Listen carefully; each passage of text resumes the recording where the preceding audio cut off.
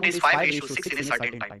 देखो हमने कुछ पैसा बैंक में इन्वेस्ट करा, फिर जब हमने कुछ टाइम बाद चेक किया तो कुछ समय में प्रिंसिपल और अमाउंट का रेशियो 5:6 है। पूछा ब्याज की दर क्या है? एक बात सुना, अमाउंट होता है principal plus simple interest. Amount हर साल बढ़ता जाता है क्यों? कि हर साल जो है सिंपल इंटरेस्ट ऐड होता रहेगा। लेकिन प्रिंसिपल तो सेम होना चाहिए ना। अगर आपने कुछ पैसा इन्वेस्ट किया है तो प्रिंसिपल तो सेम होना चाहिए। यहाँ दो रेशियो है, यहाँ प्रिंसिपल 5 है, यहाँ 4 है, ये अलग अलग है, ये गलत बात है ना। तो प्रिंसिपल को सेम बनाना पड़ेगा।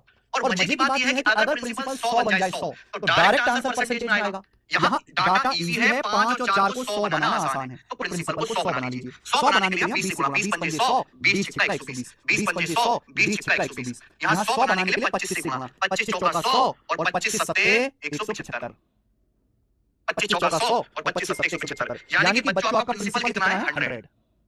यानी कि बच्चों आपका प्रिंसिपल कितना है? 100। हो गया, प्रिंसिपल तो 100 ही है।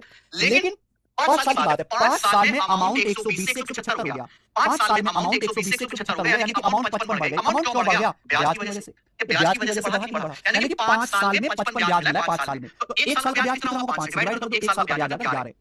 तो 100 के प्रिंसिपल पर 1 साल का ब्याज 11 है, तो ब्याज की दर है 11%। 100 रुपए पर 1 साल का ब्याज 11 है, तो ब्याज की दर